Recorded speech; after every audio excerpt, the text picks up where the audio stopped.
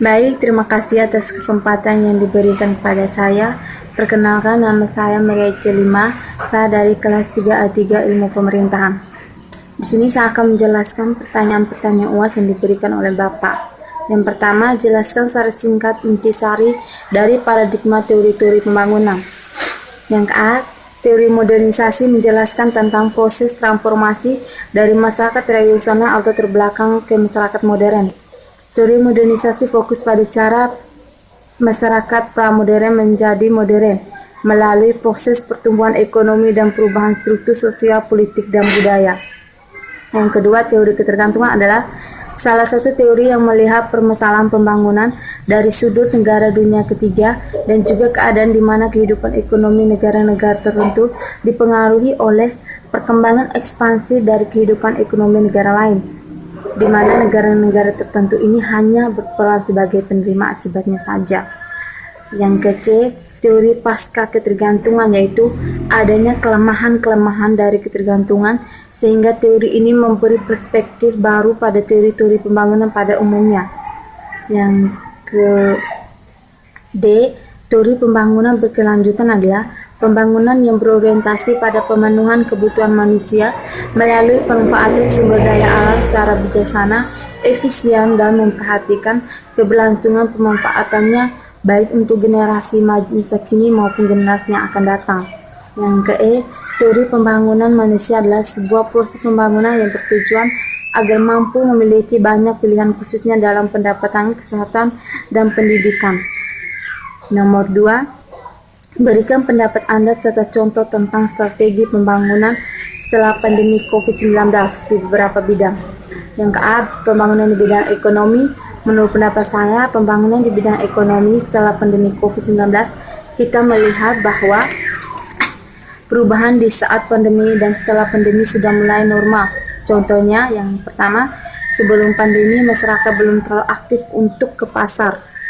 Sekarang setelah pandemi masyarakat sudah kembali melakukan aktivitas di pasar. Yang kedua, harga barang sudah mulai normal setelah pandemi. Yang ke-B, pembangunan di bidang politik. Menurut pendapat saya, pembangunan bidang politik setelah pandemi COVID-19 sudah diadakan kembali pilkada yang tertunda pada masa pandemi COVID-19. Contohnya, pilkada yang diadakan di Bejawa dan Manggarai. Yang ke-C, pembangunan di bidang sosial itu adanya aktivitas sosial sudah mulai normal. Akan tetapi, kita tetap mengikuti aturan-aturan yang sudah ditetapkan oleh pemerintah. Misalnya, diadakan kembali pertemuan rutinitas kelompok dalam masyarakat.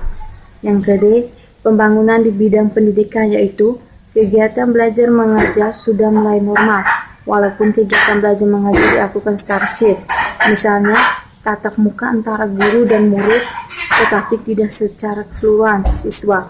Kita melakukan shift, ada yang shift pagi dan juga shift siang. Yang ke-E, pembangunan di bidang keagamaan. Kita melihat bahwa tempat ibadah sudah mulai baku dengan normal sesuai dengan keyakinan kita masing-masing. Contohnya agama Katolik.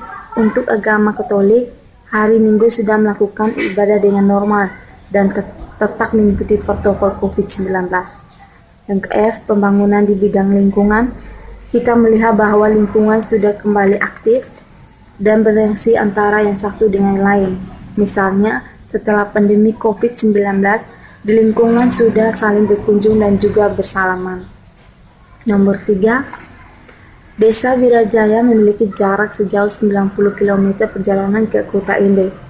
Di desa ini, masyarakat tidak memiliki akses ke fasilitas kesehatan dan air bersih, sehingga jika ada orang yang sakit tidak sempat tertolong karena kurang pengetahuan dan fasilitas seperti WC. Banyak anak-anak terserang sakit perut. Perekonomian masyarakat juga kurang baik. Kebanyakan masyarakat hanya mengadakan kebutuhan hidup dengan berkebun ubi dan kayu, beberapa jenis sayur dikarenakan sulitnya air. Di daerah ini sebenarnya memiliki banyak potensi dan potensi kelapa yang bisa dibuat sebagai bahan bangunan sederhana.